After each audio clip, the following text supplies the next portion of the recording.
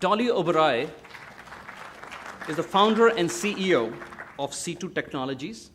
She got a graduate degree from Harvard and decided to venture out in a completely new area that she's going to tell us about. And apart from that, we are so delighted that Dolly is also the current TiE DC president. So welcome, Dolly.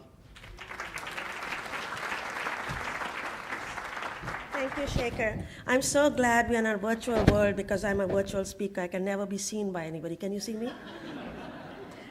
Thank you so much for inviting me. I'm going to stand a little bit on the side, so if you wish to see me, that's okay. I think this is fine. I'm really honored to be here. This is home for me. This is where my journey started, Boston. I know it's been a long evening, so I'll keep it short and sweet. Entrepreneurs are crazy, and I'm born to two entrepreneurs. Both my parents are entrepreneurs. So when I graduated from graduate school in New Delhi, I worked for my mother, who has a trust, and she has K through 12 schools and all that stuff. And she wanted me to be a teacher because I wanted to be a journalist, and she said, you'll die of starvation, you'll never make it, and nobody will marry you. That was a very key thing, nobody will marry you, and all those. She really painted this very doom and gloom picture and said, so I said, Mother, what do you suggest that I do? She said, go get your teaching degree, then you can teach during the day and write in the evening, and then you won't starve, and if your articles don't make it, nobody will feel bad and nobody will know, and we won't be embarrassed. I said, okay, sounds good. So I got a teaching certificate, I got my master's, and I went to work for her. I have to say that was the best experience of my life because I was working for a true entrepreneur. She was, in 1962, after partition, she came to Delhi and she found that there were no schools in the refugee developments that they were building. So she started with a one-room schoolhouse. So I grew up with that entrepreneurial spirit. And she was so busy constructing buildings and all that. And I thought, this is great. She's busy, and I'm going to do all these cool things, which I did.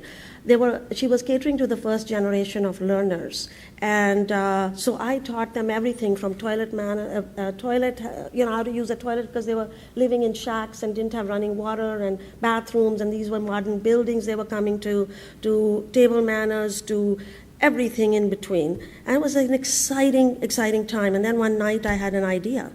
I said, these kids have never left New Delhi.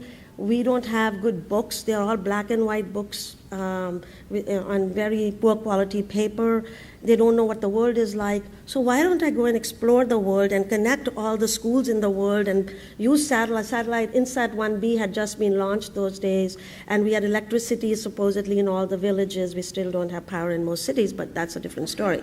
And TVs, and then we can connect. And I got this great idea. Next day I woke up and I said to my mother and father, I said, guys, I'm going to go around the world and I'm going to look for computers. So my mother said, oh yeah, they grow on trees, and when you find that tree, you call me.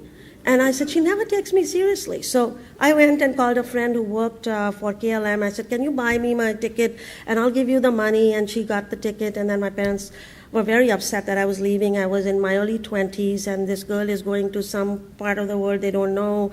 And I listed all these friends I knew in different countries. I really made a good business case, let's put it this way. So I have to say that was the time my entrepreneurial journey started. It's not about only making companies and buildings and this and that everybody talks about. It's about how you run your life. Every minute has to be, you have to solve the problems creatively, you have to be resourceful, you have to figure it out somehow. So I figured this out. And then my father and mother driving me to the airport, my father says to my mother, she's so timid, she hasn't started crying and saying, I'm not going. And I said, oh, this is it, I'm going. So I got on the plane and I reached Amsterdam. I was coming to Atlanta, so I reached Amsterdam, started crying. I said, oh God, what did I do? Then I said, oh, this is only for 2 months, I can always go home early. So I reached Atlanta. And guess who I met over there? A person, two people you know here, Ranjini and Anil. I never knew them. They were my new best friends. And of course, Ranjini can out-talk me, so... So she talked so much, so fast, and we talked about technology, and I said, I want to see computers. I've never seen computers. She said, I'm going to see my new husband in Boston. Why don't you come with me? And we took the train, and she's talking. We come to Boston. That's why I'm saying it all began in Boston. So then the Then the journey started. Then Anil takes me and he says, oh, there is a presentation at Harvard, you can go there. I said, okay. In his very nice, mild-mannered way, he took me and these guys, so I go there and I'm looking at computers, video discs.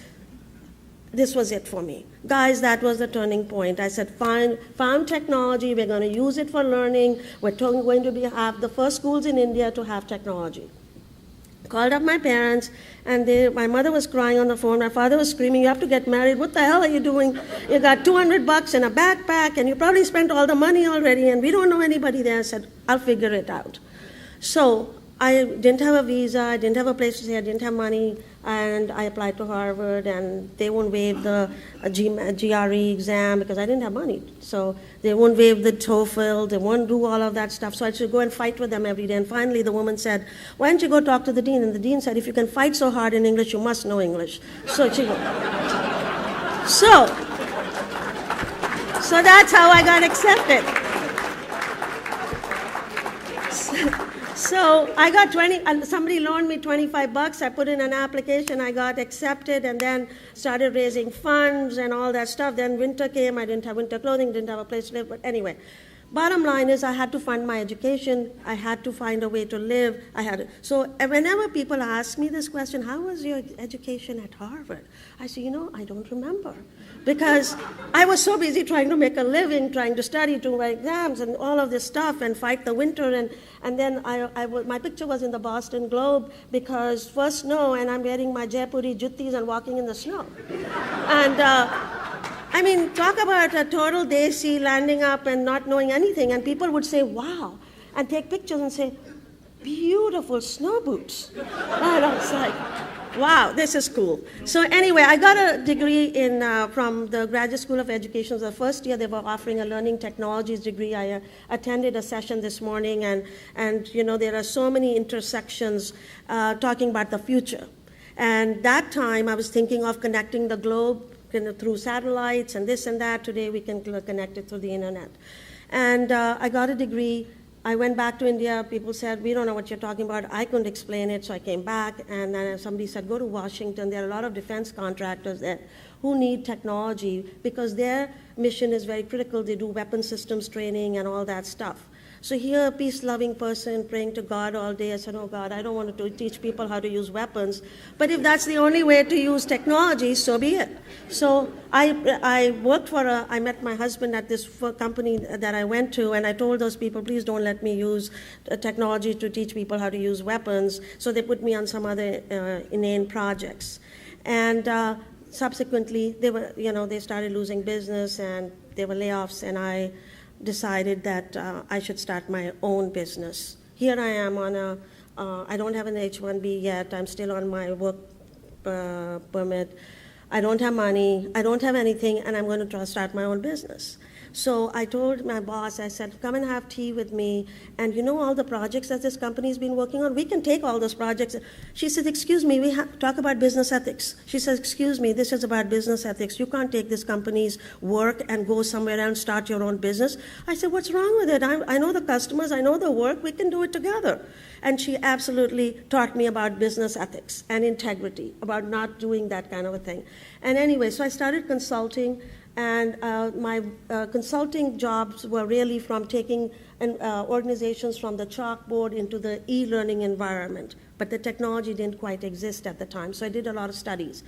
Come 1996, they said, okay, now you've done all these studies, now talk about execution. How about executing this stuff? I said, oh, that's scary. So we had to develop solutions. So I started working on developing solutions, and my husband was working for GDIT, and we were competitors. And so I said to him, we won a very large contract and won a lot of work through that contract, and I said to him, I said, okay, you can be a sore loser every time you go up against me, or you can be a winner. So come to my side. And so I have to say that was the next turning point in my life because I couldn't get any capital to start business. Nobody would loan me money. So I hired my husband, the poor guy. Since then, it's been hell for him. So But anyway, so the company really got launched in 1996 when we landed a very large government contract. Every agency could do business through that. So we've been developing, today we are 400 people strong. We develop learning solutions for the aviation industry.